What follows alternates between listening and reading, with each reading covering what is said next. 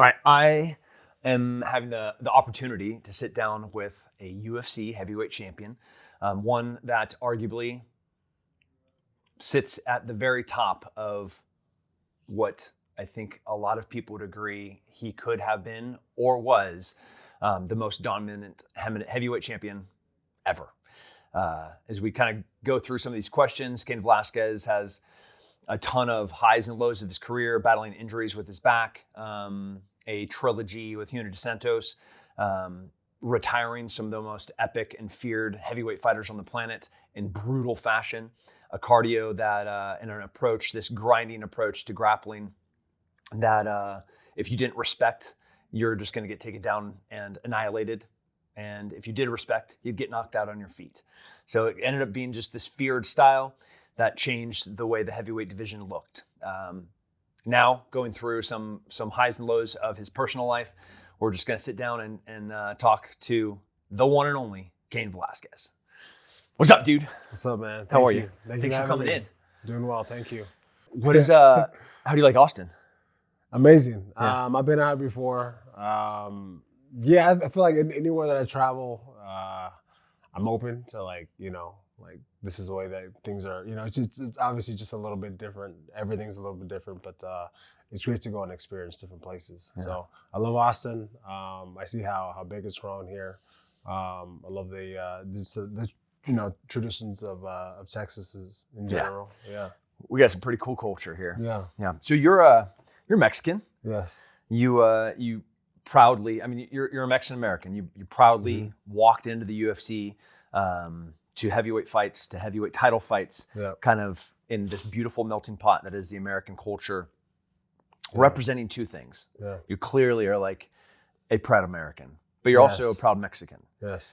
What for you to represent the Mexican culture and the Mexican community, like it was a big part of not your brand, but who you are as a man and a person. Yeah. Was there a moment growing up where like there was a catalyst of, man, I'm Cain Velasquez. I'm a Mexican American. Like was there immigration? Was it family? Was it what was the background there? Yeah, it was family. I grew up in Yuma, Arizona. So I was born in California, in the Bay Area there. And I grew up in Yuma, Arizona. So we were like 30 minutes from the border, right? We had family on the other side. Yeah. So at a very young age, that's where we did our family time. We went across the border. We had food. We swam out. We hung out as a family out there. We visited other family, and I think that to me it just really stuck. Like, this is where my roots are from. Like, we go down lineages, and my people are from here. So obviously part Spanish and part indigenous. So my people are from the Sonoran Desert. Yeah. Well, I'm part Yaqui and part Spanish. So I know like Mexico themselves have a melting pot as well, right? But I just felt very at home there, like in the desert, with the food, the culture, and on the U.S. side, it was just kind of the same thing. There was a lot of people that were like me, like-minded, and just great to learn from everybody. Appreciate both sides of what the great things are, and just learn to coexist in a great way. Make each other better, learn from each other, and just continue to grow. So I think from a young age, it was like something beautiful that we could share as a family there. The Mexican culture, some of the hardest working people on the planet. Here in Texas, like this place would grind to a stop in every form and fashion without that backbone blue collar approach of the Mexican American here in Texas. Your fighting style, if it is a hard-working, grinding, brutal pace that can't be kept up with. I grew up in Central California, and we had lots of agriculture in that area. Lots of Mexicans that worked there, and I fancied myself like a hard-working kid, and try to go hang with those guys in the fields or fixing a barbed wire fence, 0 chance. Like they just work harder than I could. Yeah. And I was trying my butt off. So like, do you think there's a part of that culturally that went into the fights? 'Cause I want to know, like, how did you set those paces for those fights? Yeah. So my dad worked in agriculture. He was a farmer. So that's why I was back and forth from California to Arizona, following the field work, right? I just saw how strong, like how hard my parents worked, right? Yeah. It was just a grind for them, and it was like, this is just what has to be done, so I'm gonna do the best that I can at it. I'm gonna give it my all. And then when I started watching boxing, when I started watching like Julio Cesar Chavez, like the Mexican style of boxing, that I just high volume pace, going forward, a lot of attacks. There's not much retreating, It's kind of like you're gonna go forward, and if you fall going forward, then that's okay, right? Kind of thing. So when I started wrestling, that was my pace. Yeah. How old were you when you started wrestling? 7th grade. Okay. Yeah, and for me it was just, I don't know, I'm gonna make it a fight. I'm gonna give you everything. I don't care if I lose or what happens, but I have this long to work, and I'm gonna lose myself in that, right? Yeah. So my pace of wrestling became that. So even in college, I was very undersized. Where'd you wrestle at? Arizona State. So pretty I good. at Arizona State, 2-time All-American. I was undersized as a heavyweight. I was weighing around 240-ish. Weight limit in wrestling is 285. Yeah. So I had to put the pace on people. I had to be quicker than than most of the guys. So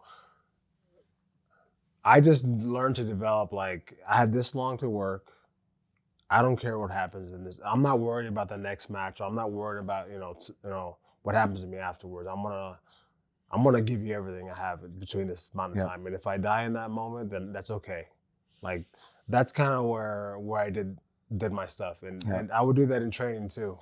You'd see it, Khabib.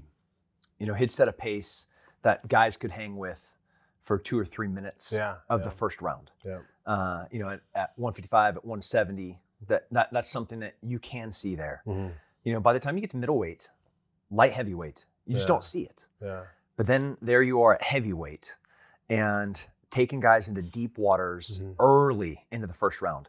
Khabib was quoted in saying, "I want to take the guy into the deepest depths of the ocean and drown him there." Yeah. I think for him, that was like 3rd, 4th, 5th rounds of title fights. You would set a pace in the first round that guys would try to keep up with: high, low, straight punches, change of angle, change of level, and just so much movement. Guys would just they'd crash. It's crazy. Yeah. So I go back to practice, because I would do that every practice, and you talk about the positives and negatives. Like, negatives is like the body can't really do that every time. Yeah. Right. But for me, that didn't matter. Right. I was learning this. I was learning what like my ceiling is. I was learning my limitations. Like, there are none. Yeah. Like, this, I understand this can't take it, but I'm gonna run it to the ground. Yeah. I don't care. Like, it's all about this for me. So in practice, I got to do that every day. That's the way that's the way that I trained. Try to win when it was like competitive enough, like with someone else. Like, but I would give all of myself within these 2 hours in this morning. And I know I have to do it again, but I would just worry about what I'm doing in this moment. So I got to do it a lot. Yeah. Right. So I knew that when I had that fight, to put that pace on someone. So growing up in Arizona, going to Arizona State, 2-time All-American, what was the beginning? What's the genesis of you being interested in MMA and ultimately going to the UFC?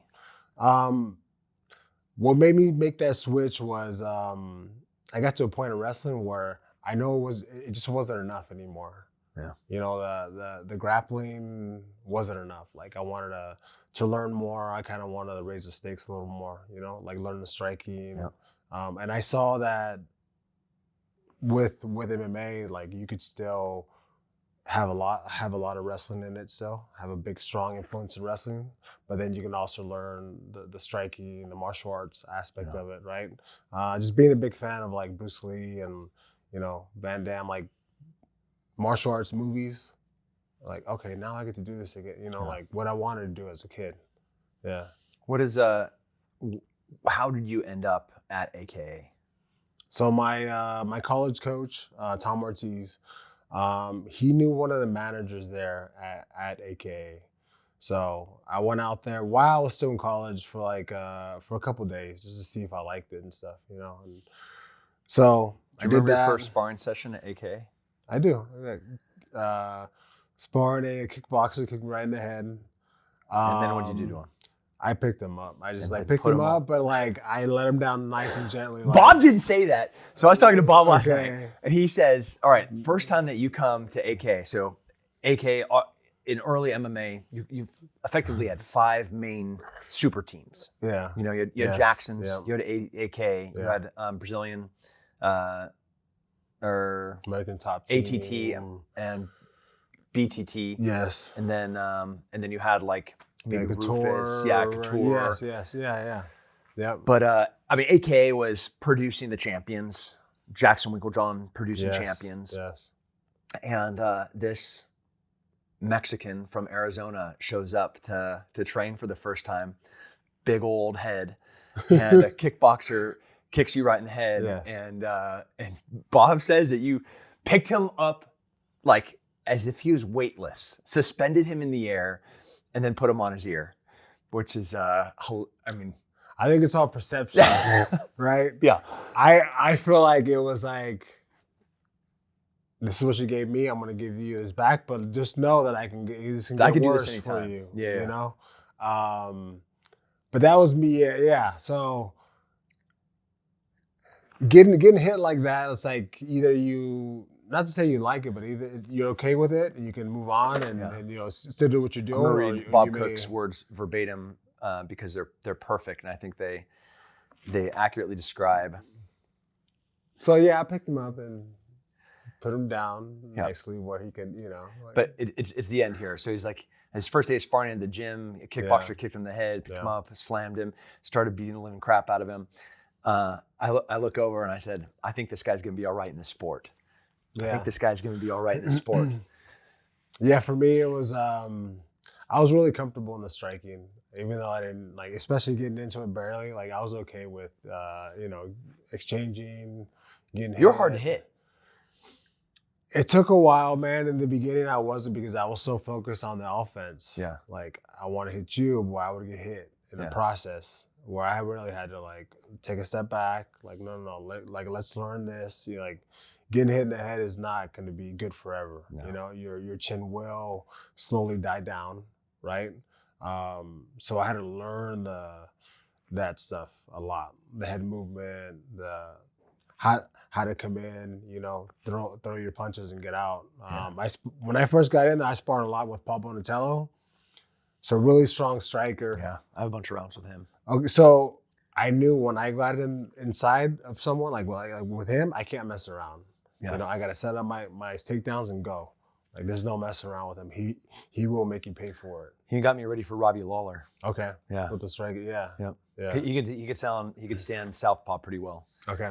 And he also had like really great upper hooks, or uppercuts and hooks, which was like Robbie's bread and butter. So, and I need somebody that, because nobody hits like Robbie in the middleweight division at that time. Yeah. Like I thought he was the hardest hitter, so I was like, I need.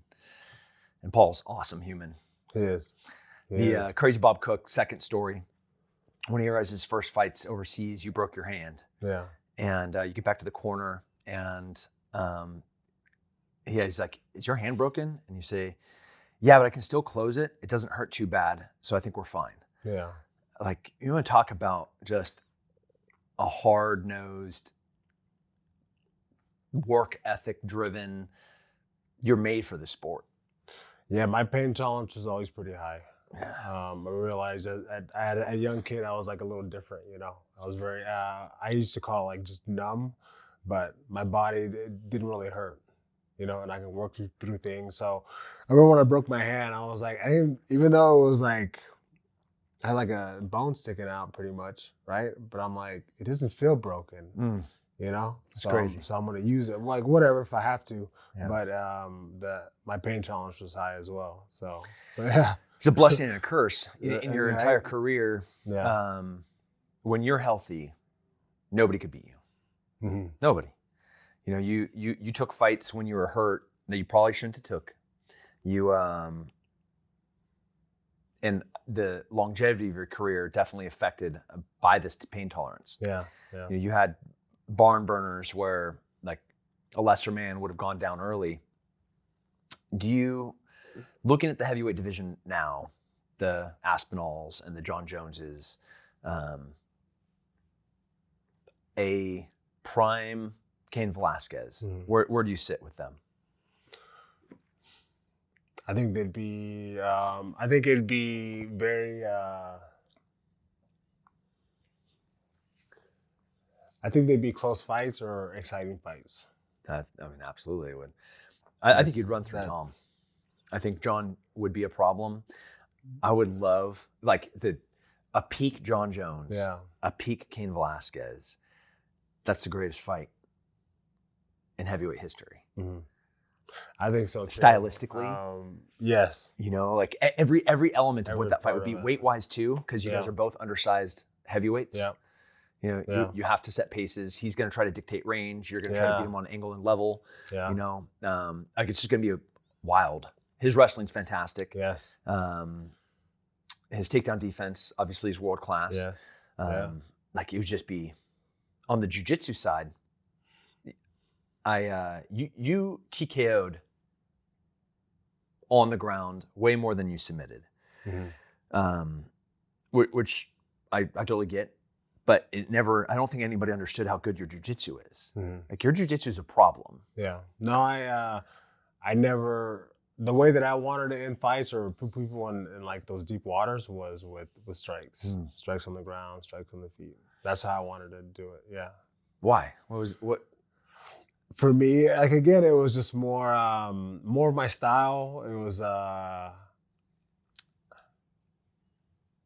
for me, fighting was going to war, right? Going to war with myself and then going to war with someone else, right? So for me was that, like it was a nice, like I didn't think of it necessarily as a sport, you know, so if somebody was fighting against me, I was, you know, in that game of pain, like as much as I could give on to someone else in that moment. Yeah, and for me it was that.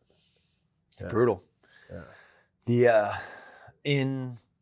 So you had Luke Rockhold, Daniel Cormier, Khabib. You had the endless revolving doors of guys coming in to do fight camps at AK. So you guys had this stable of world-class and current world champions that went on to become GOATs. You, Daniel Cormier, and Luke, Khabib. Luke with titles in Strikeforce and UFC. Khabib finishing with an undefeated record. Daniel, multi-weight class champ. What was it about that gym at that time that created such a unique and, I mean, almost unbeatable era of champions? I think it all started with Javier Mendez. He's pretty good. Pretty good. Yeah. I think it was just the way he coached. You know, the way that he could share knowledge, you know, and he always told me, he told me, look, if you went to another gym, you would still be a world champion. It doesn't matter like where you go, but the process here with me, it'll be quicker. So and he didn't have to say that. Like I knew like how much wisdom he You had what, was 5 given. fights till your title fight? Yeah. Something like that. Yeah. That's bonkers, dude. That's like bananas. You know, like Well, I couldn't. Yeah, man. And then 2 fights enter him to the UFC because it was like nobody wanted to, nobody would fight you. Yeah, yeah. Especially back then. I think so. It was good. It was having great people. Javier Mendez, #1, and then Bob Cook. I think one of the best corners. And more so because obviously he knows the game, knows it, been around and everything else. But his voice for a corner, you always hear him because the way his voice sounds, like you'll hear him no matter what. Even from a huge crowd, you're gonna hear him, which is always great to have. Yeah. You know how he got his the crazy part of his name? Yeah. Yes. He's pretty awesome. Yeah, I mean, both those guys are legends. With on a day-to-day, like for you to set the cardio, the pace of fights outside of sparring sessions, which in our era wasn't exactly the smartest thing because we sparred hard. Yeah. Good. Guys are a little bit smarter about it now, but we sparred hard. Yes. What did you do to be able to have the conditioning to set paces like that? Is just in the gym at sunrise, doing your training, 3 a days, diet, sleep. What did that totally look like? Yeah, 3 a days. Obviously like noon training, team training, whether it was wrestling or sparring, whether it was even technique sparring, like all that stuff, and then ending with some rounds of just rolling jiu-jitsu. Later on, doing like mitt work and stuff, mitt work. Would Javier drive you like hard on mitt work? Because like mitt work can be chill, where you're like working on stuff, and then it cannot be chill.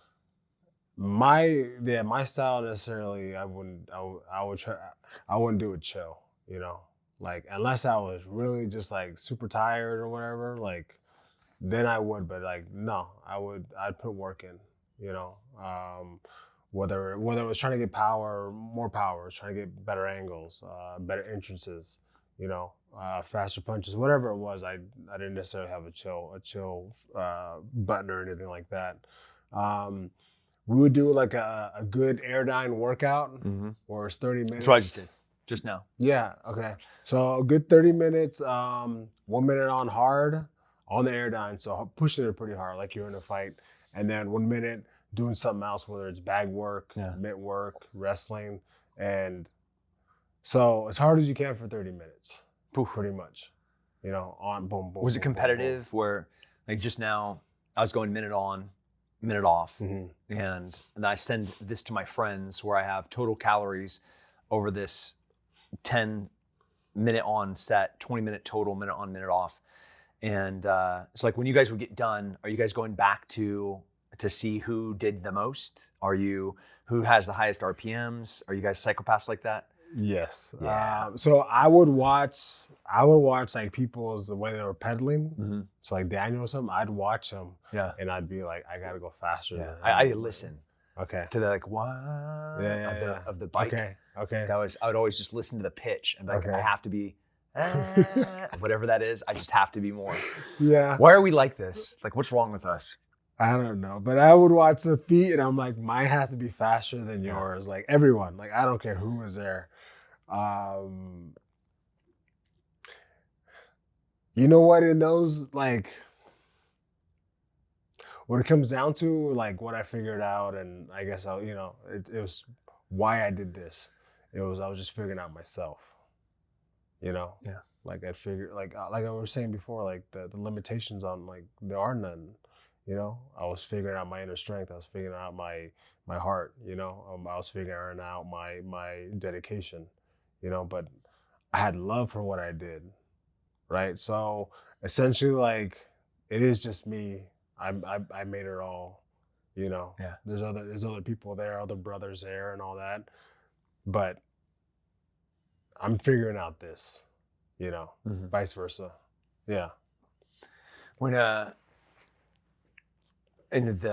not asking for dirt on like Cormier because I love him.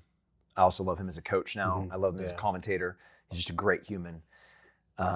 What I would have given to be like a little bird sitting Yeah. in the corner watching your guys' training rounds. Yeah. Because training rounds are different than fight rounds. Like Mhm. especially for teammates. When I first got to Jackson's, Rashad was still there. Okay. John Jones Yeah. is there. George St. Pierre, Brian Stan. Mhm. We have Damasio Page. We have Holly Holm coming in and out. Cowboy Cerrone. Like it's Yeah. madness. Yeah. And those, the light heavyweights, the middleweights were always stuck because the middleweights we'd have to train with the light heavyweights and the heavyweights. Okay. Okay. And then we'd do like fast, soft rounds with Yeah. the Cowboys. Yeah. Which stunk because like it'd be really high cardio, but you're being gentle. You're just moving a ton. And then I have to go and do a round with Rashad or I have to do a round with John. Mhm. And but like we're not trying to hurt each other, but we're trying to break each other. Yeah. And that's a hard thing to like have people understand. Like Yes. those are different things. Yeah. Like I wanted to break those guys. Yeah. I'd never broke John. I never broke Rashad. Almost got to fight Rashad once he left the camp. Mm-hmm. What was that like? Because you would do rounds with Luke. You would do Yeah. rounds with Daniel. You like with Duffy. Like what was that like?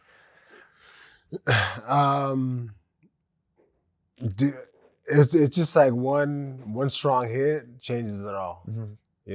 Like something like that, or you get take down somebody. Even if you're like, let's say you're going a little lighter, that changes it all. Yeah. Like the first punch thrown. Okay, this is the pace that we're going. Yeah. We're gonna go there, right? And the same man. It's for me, it was like trying to be that top dog every day, but it doesn't happen. Yeah. Like it didn't happen. Like, oh, okay, check myself, humble myself, let's go. Like, I'm not satisfied tomorrow, kind of thing. Where we just we let it all out there like it was a fight. And like wrestling scrambles between you and Cormier. What did those look like? Dude, who would win those? He gets in on a single on you. He's what 3 inches shorter than you. Yeah.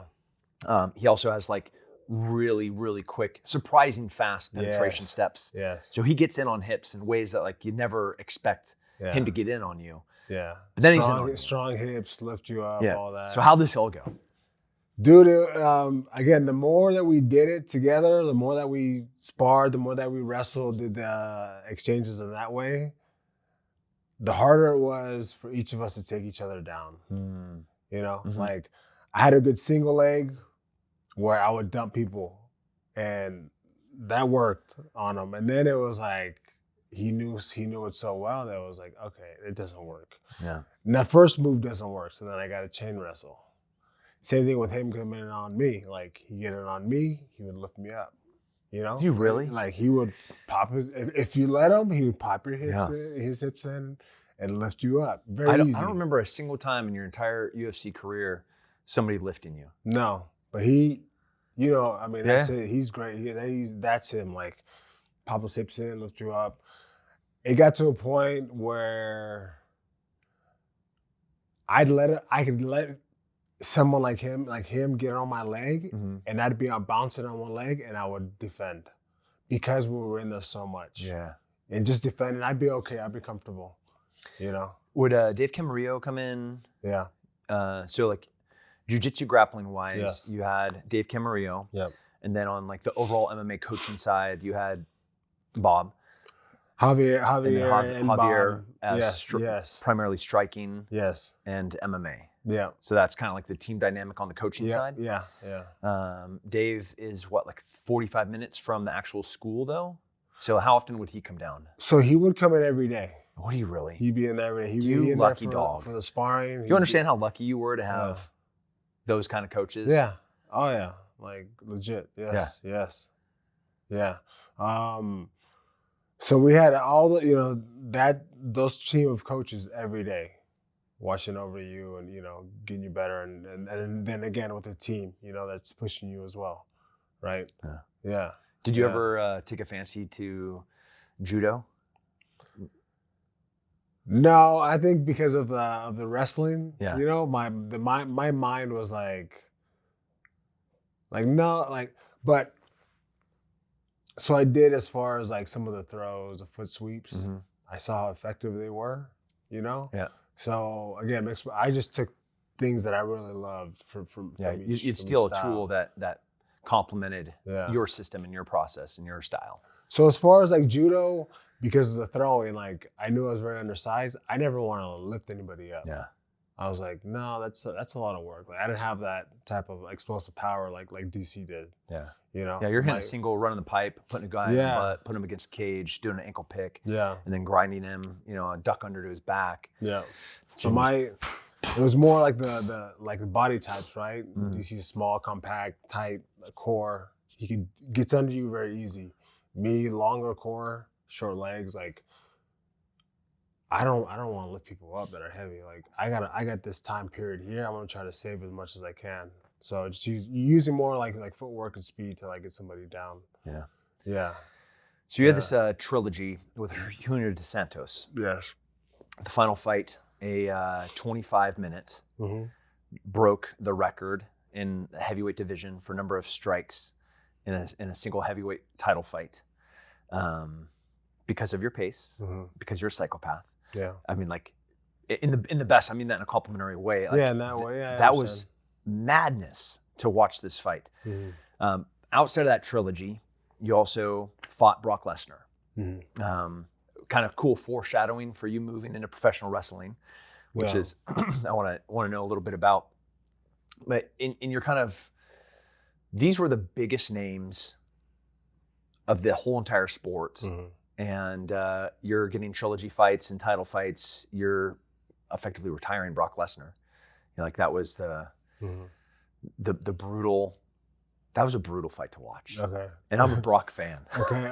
Yeah. And it was awesome. Did you walking out to the Octagon? You hear your music. You got your corner. What was going through your head and heart in those moments? With Brock? Yeah. Obviously his size, and cutting from 320. Yeah. His size, his power, and knowing how good of a wrestler he is.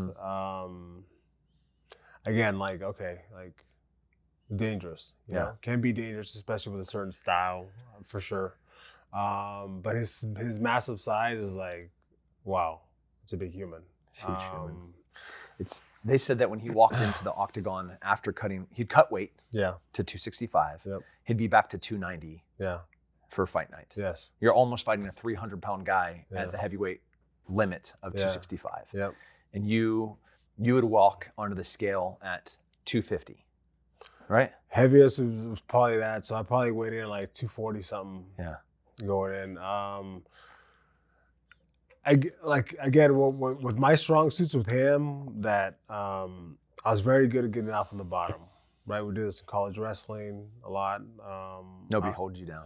I was just very good at getting up from the bottom. So I knew, like, okay, if I were to get stuck there, then it could be a long night for me. But we worked on that over and over again with DC. With that, we had another national champion heavyweight wrestler to come in, and I mean, started in the worst position. I would just, whenever Bob said, in the middle of sparring, I had to lay down on my back with 16-ounce gloves and have DC lay on top of me, and that's where we started from, and it was just multiple times around, right? So I was very good at getting up from the bottom, especially for that camp, and I knew I just had to keep it on the feet and with strikes, and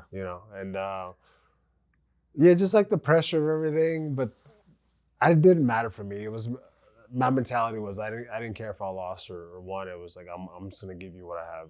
That's it. That's all I could do. Post UFC, you go, you start professional wrestling, and you have the mask, the lucha mask. Yes. Going from 100%, and I'm not disparaging professional wrestling. You go from 100% combatives. There is an entertainment element to fighting. Like we had to put on shows, we had to do the interviews, we had to be charismatic. It's exhausting when I just want to go fight. But that's the expectation. The UFC would encourage us to to be the Conor McGregors and to be the, big personalities that sell tickets. And then going to a sport, and it is a sport, and it's a competitive sport, and it is an insanely athletic sport, but it's also a form of art. Yeah. Like you guys are athletically performing dance in choreographed but insanely dangerous moves. How was that transition going from, collegiate All-American athlete, UFC heavyweight champion, then going into pure entertainment, but crazy physical, especially carrying a bunch of injuries from your UFC career? What was that all like? It was a total 9-day difference. When fighting, we're taught not to show any emotion. If something hits you, you're not showing any of it when you're out there, right? Pro wrestling is the total opposite. You want to see all the moves. You want to see the sell, when you get hit like that it affected you. So it was something totally different for me. Well, for me, it was doing lucha was just something that from a kid, that I loved. Like I watched the Mexican pro wrestling as a kid, watched how big it was in the culture. And I was like, man, it'd be fun if I could do that, or just do a match. Right. Yeah. And the more that I started to get into it, I was like, this is cool. Like, it was almost like the different world entirely. It was much more fun.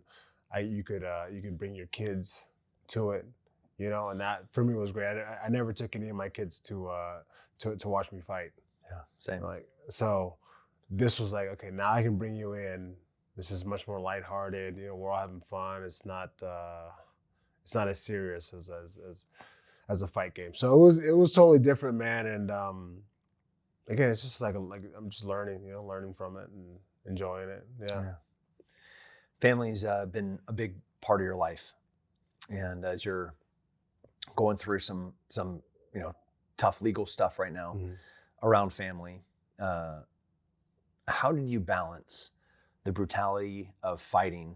Everyone, I never had a relationship with you, but I'm friends with a lot of the people around you, and all of them said you're one of the kindest, you're one of the most sincere, loyal. Even the word sweet was put there to characterize you. How did you balance being such a, violent, brutal heavyweight champion, and then go home with your family and be what everybody recognizes to be this kind, caring, loving protector and father? I knew that I had to be different people at different times. When I was called to go train, and fight, I had to be that person, right? But that person isn't the one to be at home. I need to be a different person at home. Different type of love needs to come out. And it wasn't that it wasn't hard. For me, it was. I was a big introvert as a kid, from moving a lot, then also having the language barrier for me. Spanish was your primary language. Yeah, as a little kid, yes. Yeah. And then going into school, I lost a lot of it. So then it was people that spoke Spanish were like, "Well, you're not," So it was like, you just don't fit in anywhere. And it's like, okay, well, I'm gonna do me. It's okay. So it wasn't that it wasn't hard for me, And the more that I learned. And I would say what really taught me the most was plant medicine to really open this up big time, without judgment of others, especially at home. That's where I really understood my family, was that. That's when I really understood my son and my daughter, was through that. I understood their love finally, For me, it was a lot of everything had to be somewhat structured. I feel like people had to react a certain way, had to carry themselves a certain way. Living through toughness will make something great out of you. More of that hard life. So I did that a lot with my daughter. And I realized like, no, like they're going to be great no matter what. You just got to love them. Right. Yeah. So for me, it was a form of love, like trying to put so much pressure on them to be great. But it's like, no, like they're already great. They're oozing in greatness, you know? So I even had a hard time with that. I did with myself, you know, just a lot of pressure on myself, a lot of pressure on others to be great, to be successful, you know? Mm-hmm. And when I started doing plant medicine, I really let all that go and just like, I'm here for you. I love you no matter what. But you got to go out and live your own. You know, you got to go learn from other people. You have to learn to be yourself. You have to learn to be who your true self is. You know, I'm here to love you, but you have to go do. You know, you have to go out and make mistakes. But no matter what, I love you. I don't care what you do, whatever. Like I love you forever, kind of thing. Yeah. You know, so just being different people at different times, but just always following yourself. You know, that's I feel like I've always done. Follow my heart. People didn't like it, whatever. Like it doesn't matter. Like it's just what I feel. Yeah. So I mean, it doesn't mean that I don't make mistakes, right? I mean, I don't know it all, and I do make mistakes. You know, but again, I'm here to whatever happens with those mistakes, like I'm here to pay back whatever I have to do. You know, I understand there's consequences, and I'm here like everyone else, and whatever needs to be done, I understand those circumstances. So yeah. I mean, you have you have something I wish every father had, which is a selfless drive to protect their children. That's like selfless love. It's a pretty awesome thing. If you could go back to 25-year-old Cain Velasquez, so you come out of wrestling, 2-time All-American. You've had just a couple of fights now. You just got picked up by the UFC, and what would you tell? I wouldn't tell him anything. I would say nothing. I wouldn't even see him. I would try to ignore it, and nothing can get you ready for life, you know, like the surprises and everything else. Like, even if you knew certain things back then, like you're not ready to really know them. You got to experience it. Yeah. You know, so I love that, that God, that the universe, whatever, the highest power that's in you, that's in everything, like it's constantly teaching you, surprising you what you are. Like, okay, I'm with that. Like I'm here, you know, you guide me, and I'm gonna do whatever you want. You know, I'm gonna live out of here, and I'm gonna keep figuring out myself. So I wouldn't say anything to him like, you're doing exactly what you're supposed to be doing. You're gonna figure it out. Whatever that is, you're gonna keep figuring it out. You know? So yeah. Dude, we gotta end it right there. That's awesome. You know, you look like a Mexican Dana White. Okay. Have you ever got that? I don't think I have, but I see it now that you say it. Yeah. Like the way that you smile right now, I'm like, who am I interviewing right now? Okay. It's awesome. Okay. Man, so we're about to go out and do a seminar. Yeah. I know a bunch of people we have New Wave, we have B Team, we have Shanjay Ribeiro with Six Blades here. Victor Hugo just won a UFC Fight Pass last night.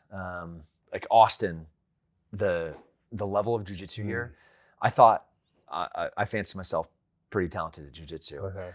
It has all changed in the past 3 years where like I know nothing. There's these like little kids they're like 22-year-old kids and they have me like upside down. I have no idea where I'm even at, this position that I've never even been before, and they're attacking something that I didn't even know was an attack. Man, but you have this like timeless approach to grappling that I'm like, so you're about to go teach a seminar. We're gonna have a bunch of people here.